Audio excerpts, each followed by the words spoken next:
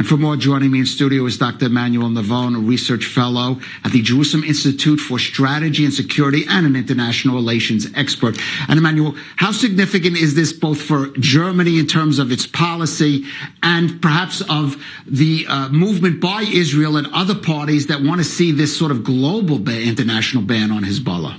Well, I think it's a very important move for Israel because so far in Europe, only the UK and the Netherlands also define both the political and the military wings of Hezbollah as a terrorist organization. So the balance is really tilting within the European community. As you said, many other major countries such as the United States, Canada, but also the Arab League itself define Hezbollah as a whole as a terrorist organization. So the balance is tilting within the European Union, and that is very significant. And there's a lot of good work that has been done by the foreign ministry, the Israeli foreign ministry, and also the Elnet organization, trying to convince. I myself had meetings with members of parliament of the Bundestag, trying to convince them. So we're very glad that it happened finally. So now what is missing, the European Union itself in 2013 made this artificial distinction between the political and the military wing of Hezbollah, which Hezbollah itself, by the way, completely dismisses. So what we need now is for the EU itself to abandon this distinction, and also another major actor in the EU, France that continues to make that distinction. I think once we have France and probably the EU itself, that would be a great diplomatic victory. And yet we know, Emmanuel, that Hezbollah is largely a creation of Iran, which continues to be its sponsor.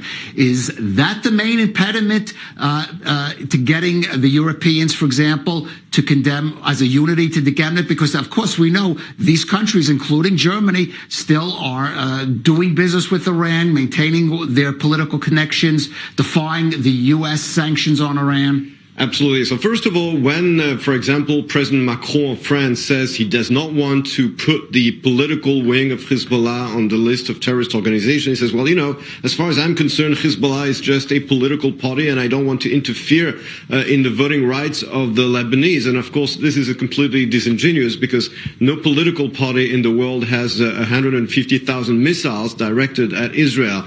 But the real reason why Macron is saying that is because, as you mentioned, of course, Europe does a lot of business still with Iran despite the U.S. sanctions. And of course, Hezbollah is an Iranian creation. Hezbollah is controlled by Iran, and many European countries are still fearful to put Hezbollah and the political wing of Hezbollah on the list of terrorist organizations, because they fear that this would affect their relationship with the Iranian regime, including, of course, their economic relation. And I think that, again, that's why the decision of Germany is so important, because Germany is the biggest economy in Europe, and hopefully that will influence other countries in Europe, especially France, to follow the same example. Emmanuel, briefly, does this impact at all on Hezbollah domestically within Lebanon, something like this? I think so. I think the more Hezbollah is isolated internationally, especially in Europe, the more it might affect Hezbollah, because Hezbollah does not really deliver to the population. Hezbollah makes a lot of money from its illegal activities in Africa and in South America, but also in Europe.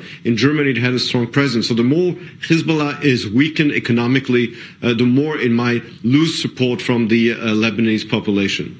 And any elements of the Lebanese government, or not really?